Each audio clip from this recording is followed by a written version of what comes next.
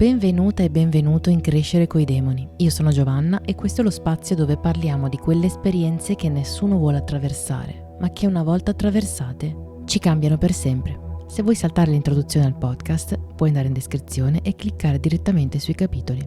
Gli angeli dell'abisso non sono nemici, sono il braccio sinistro del creatore, quello che non ti accarezza, ma ti spinge, ti strapazza, ti ostacola. Ti mettono dentro situazioni difficili, dolorosi, a volte estenuanti, non perché tu debba diventare bravo a sopportarle, ma perché dentro quella difficoltà, prima o poi, tu possa riconoscere una mancanza precisa, quella della tua vera natura, dell'amore, della gioia, dell'abbondanza divina, quella da cui senti nel profondo di provenire. L'abisso non vuole che tu prenda residenza nell'abisso, ti insegna quanto hai bisogno della luce e insisterà a prenderti a calci finché non ne avrai abbastanza e deciderai di scegliere consapevolmente la via dell'amore. Quindi ora siediti, respira e lascia che questa lezione arrivi dritta al cuore. Attenzione, la legge dell'abisso puoi riconoscerla a specchio in due modi, con la vergogna o con la paura. Se senti vergogna mentre ascolti, prova a restarci dentro, non cambiare canale, perché se la vergogna è lì, significa che sta accadendo qualcosa di importante, ma può accadere solo se resti. Se senti paura, è perché temi di avere queste caratteristiche, ma forse non le stai vivendo in prima persona. Puoi riconoscere la lezione e usarla come conferma di ciò che continui a vedere intorno a te e che non vuoi. Anche questa è consapevolezza preziosa. Oggi parliamo di Semyaza. È la controparte oscura di Veuya, l'angelo che governa ogni vero inizio, ogni primo passo mosso con coraggio e chiarezza. Semyaza abita all'ombra di quel momento e il suo unico scopo è impedirti di cominciare. Il suo lavoro inizia prima ancora che tu ti muova. Partire da premesse sbagliate, guardare una situazione e fraintenderla all'origine, non per malvagità, ma perché dentro ci sono filtri invisibili, pregiudizi assorbiti nel tempo, storie raccontate e riraccontate fino a sembrare vere.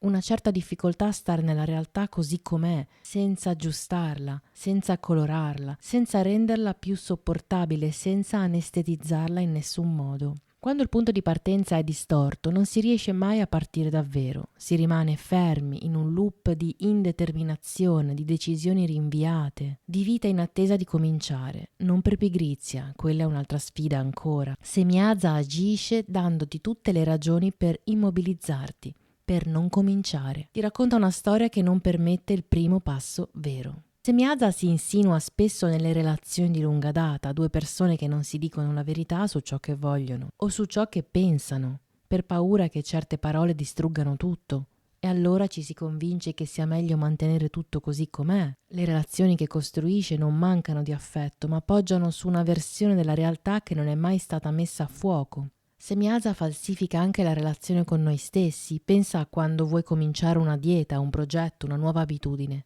Semyaza ti racconta storie sottili per non farti cominciare mai davvero. Ti aiuta ad accomodarti nell'immobilità, a trovare 1000 ragioni per rimandare. E sotto quelle ragioni spesso c'è una paura più grande. E se cambiassi davvero? E se diventassi qualcun altro? E se poi dovessi mantenere quella nuova versione di me? Perché Semyaza è una prova particolarmente tosta?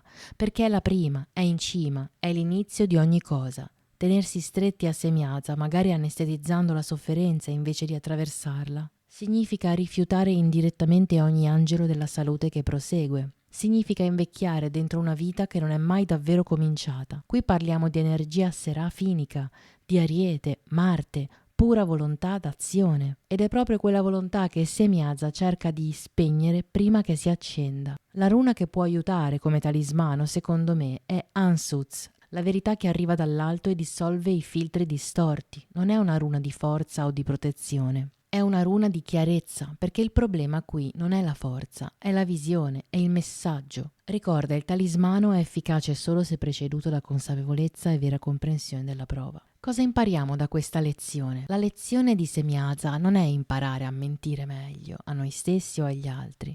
Non è smettere di mentire per forza di volontà neanche. Non è imparare a gestire l'indeterminazione o a sopportare quell'immobilità che ti tiene fermo sulla soglia. Non si esce dall'abisso diventando esperti nell'abisso. Si esce quando dentro quella fatica, dentro quella sensazione di non riuscire mai a farsi capire e di non riuscire mai a partire davvero, cominci a sentire che cosa manca. E quello che manca ha un nome preciso. è la qualità che custodisce Veuia, è la capacità di fare un inizio vero, un inizio che parte da dove sei adesso, non da dove vorresti essere.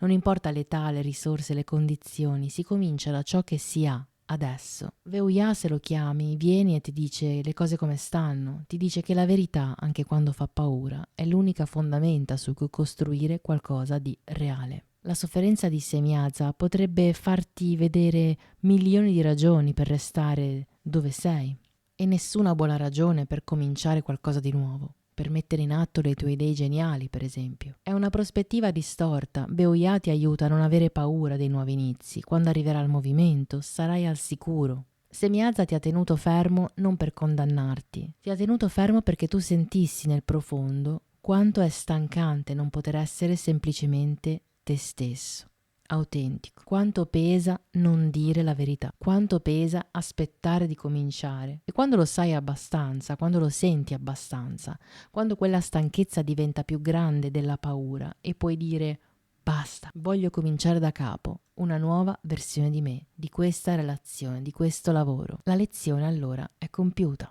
Ora ti propongo un piccolo rituale. Prima di addormentarti, porta con te questa domanda. Cosa so già, ma faccio finta di non sapere, perché temo il cambiamento, temo le conseguenze. Non serve rispondere subito, basta tenere questa domanda con te. Le risposte arrivano quando smettono di fare paura. Se vuoi, puoi affiancare questo rituale al talismano di Ansuz. Puoi disegnare questa runa su un foglio e metterla sotto al cuscino, tenerla con te durante il giorno o semplicemente visualizzarla mentre ti addormenti insieme alla richiesta di maggiore chiarezza sulla tua prova. Ogni esperienza difficile porta con sé una domanda nascosta.